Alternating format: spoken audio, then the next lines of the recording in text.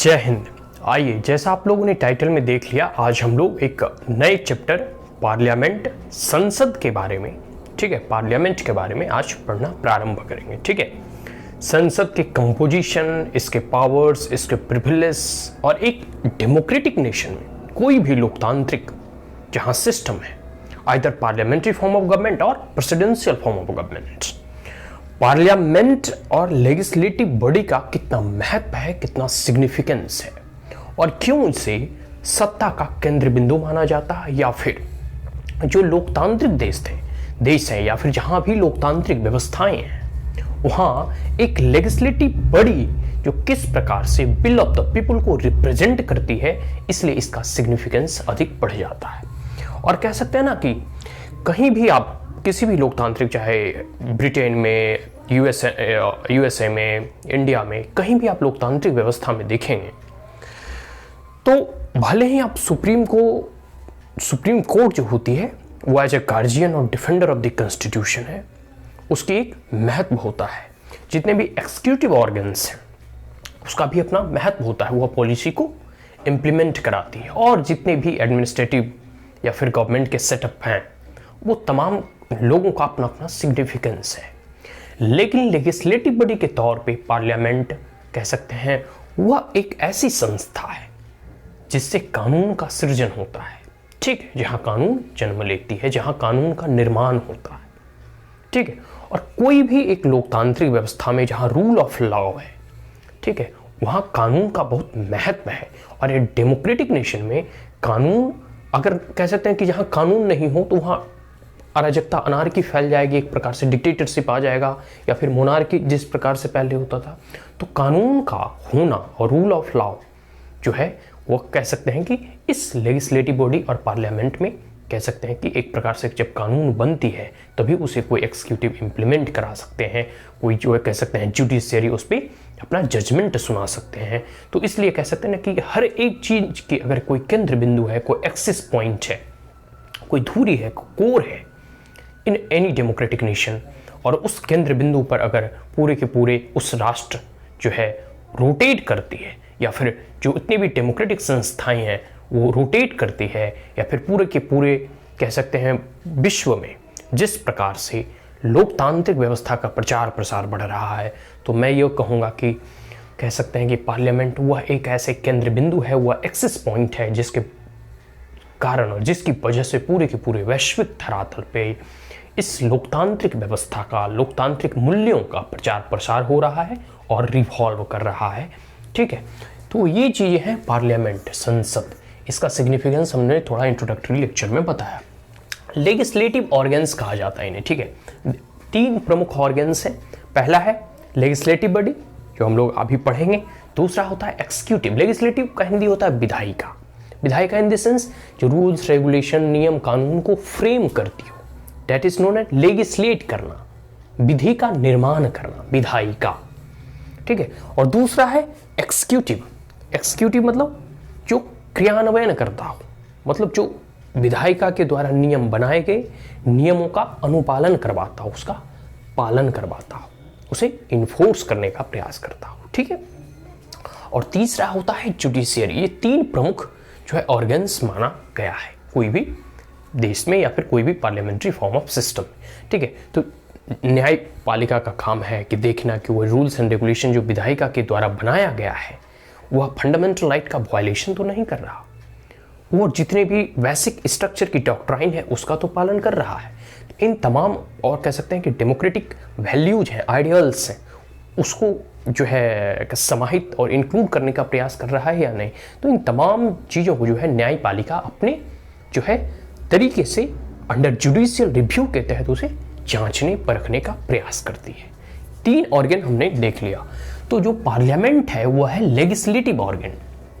एक विधायिक ऑर्गन मतलब होता है अंग, ये मतलब एक कह सकते हैं कि मेडिकल टर्म है, बायोलॉजिकल टर्म, मतलब जो मतलब ऑर्गन मतलब होता है ना शरीर का अंग, जैसे हमारा ये अंग है। तो कोई भी जैसे यहाँ दिया गया है अंग, मतलब ये एक कोई भी एक राष्ट्र होता है या कोई भी ऐसी ऐसा कह सकते हैं पार्लियामेंट्री सिस्टम ऑफ गवर्नमेंट, तो एक उसे मतलब एक प्रकार से जस्ट इमेजिन कि उसे एक मनुष्य का चित्र बना दो जिसमें कि एक अंग को आप जो है लेजिस्लेटिव ऑर्गन के रूप में दर्शा सकते हैं।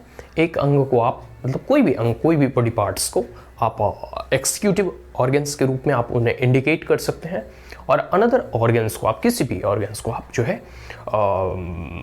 जुडिशरी के रूप में आप उसे इंडिकेट करते हैं। Suppose that the right hand will be the right hand will be the executive and the left hand will be the judiciary, and the center and the heart is like the parliament.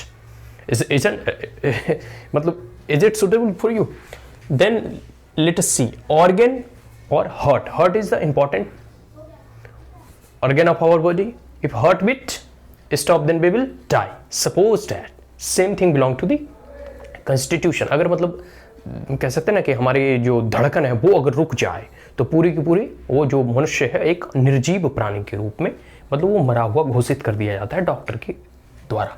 तो ठीक उसी प्रकार जो हमारे legislative organs हैं वो अगर कह सकते हैं कि अपने रूल्स एंड रेगुलेशन को बनाना बंद कर दे, अपने फंक्शंस सही तरीके से करना बंद कर दे, तो एक प्रकार से वहाँ डेमोक्रेटिक नेशन नहीं माना जाएगा।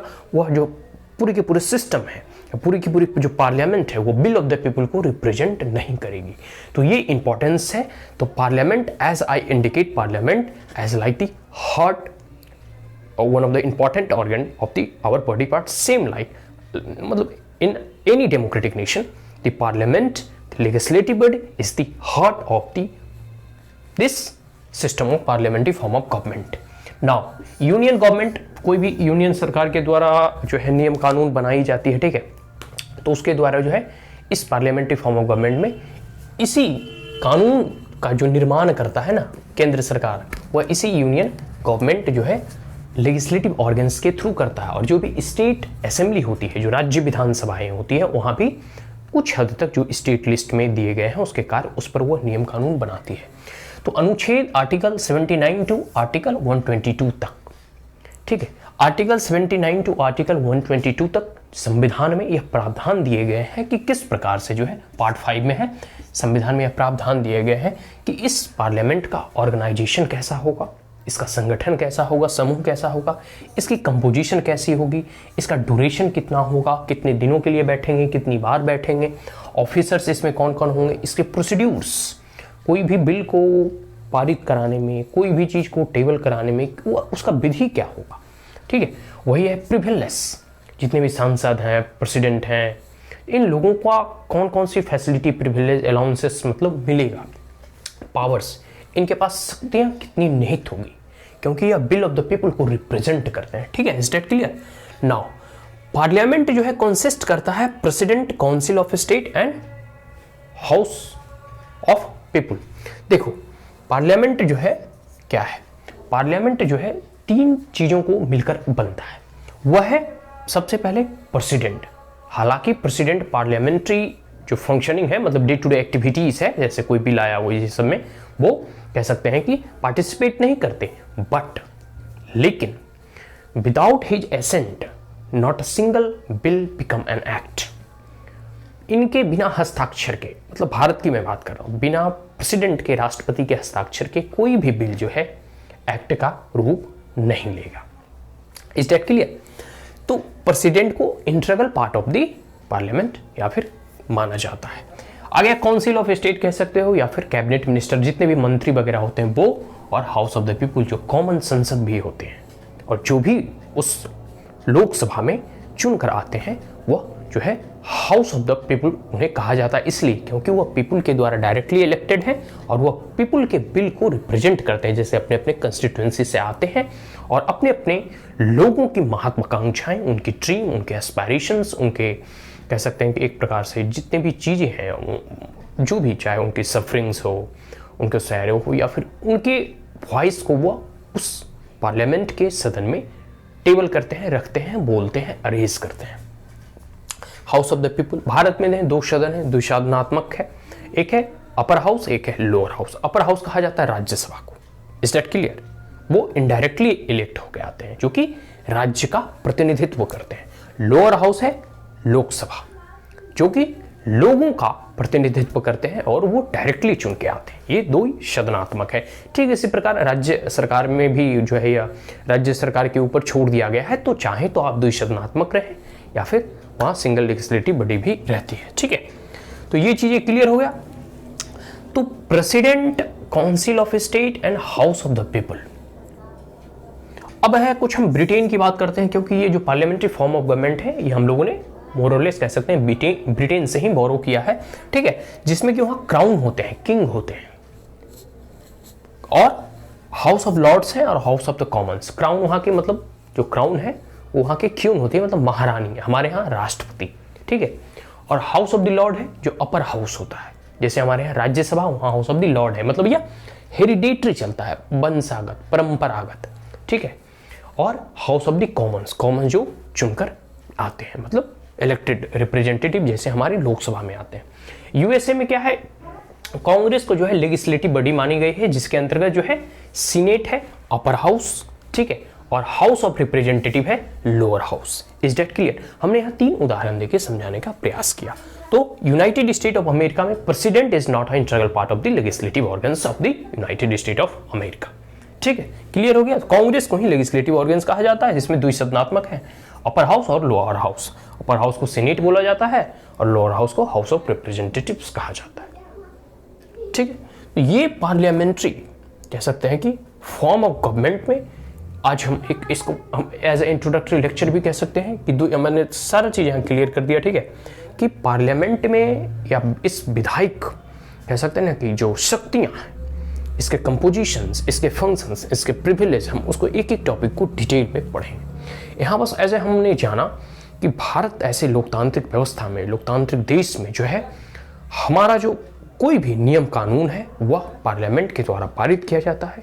कुछ भी हो, पार्लियामेंट के पास यह शक्ति है कि वह भारत के किसी भी भूभाग से संबंधित नियम बना सकता है। वह संप्रभुत्व संपन्न गणराज्य होने के कारण किसी भी अन्य विदेशी कह सकते हैं कि देशों के साथ एग्रीमेंट वगैरह करता है तो उसे भी पार्लियामेंट के साथ रेक्टिफाई करना पड़ता है। जैसे अगर कोई यूएन का प्रस्ताव पारित होता है तो ऐसे ही नहीं भारत में लागू हो जाएगा, जब तक भारत का संसद उसे सहमति प्रदान ना कर दे तब तक उसे लागू नहीं किया जा सकता। तो भारत का संसद कह सकते हैं ना कि बिल ऑफ द पीपल को रिप्रेजेंट करता है, वो लोगों की सहमति को व्यक्त करता है, क्योंकि पूरे के पूरे भारत देश इतना बड़ा देश है, इतनी पॉपुलेशन है, सभी एक साथ आके जो है डायरेक्ट डेमोक्रेसी की तरह जो है रूल्स एंड रेगुलेशन फ्रेम नहीं कर सकते, तो अपने रिप्रेजेंटेटिव को भेजते हैं और वही उसके लिए नियम कानून का निर्माण करते हैं। क्लियर है? तो अब है कि हम लोग इसके बाद इसके कंपोजिशन, इसके स्ट्रक्चर को पढ़ेंगे आगे। So that's all, and if you are the first time on my channel, then like it, share it, as well as subscribe it. Also press the bell icon. If there were any queries, comments, suggestion, advice, you may comment in the comment box. Thank you once again. Have a great day.